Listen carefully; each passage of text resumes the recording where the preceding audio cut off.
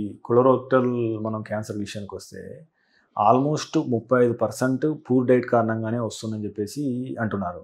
అసలు ఈ colorectal cancer రావడానికి గల కారణం ఏంటి? అదే రకంగా ఈ డైట్ విషయంలో మీరు ఇంకేమైనా సూచనలు చేస్తారా? First and foremost thing, colorectal cancer 20 సంవత్సరాల ముందు వరకు చాలా తక్కువ కేసెస్ మనం భారతదేశంలో చూసేవాళ్ళమే. అండ్ ముఖ్యంగా సౌత్ ఇండియాలో చాలా తక్కువ చూసేవాళ్ళం. ఓకే.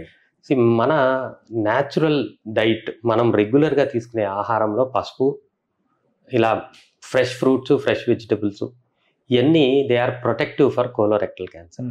అంటే కోలోరెక్టల్ క్యాన్సర్ రాకుండా చూసే.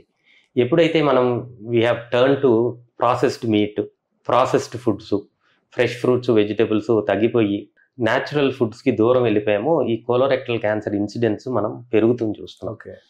సో యాక్చువల్గా ఈ రోజు కూడా సౌత్ ఇండియాలో కోలోరెక్టల్ క్యాన్సర్ ఇన్సిడెన్స్ తక్కువగానే ఉంది compare to north India. Okay.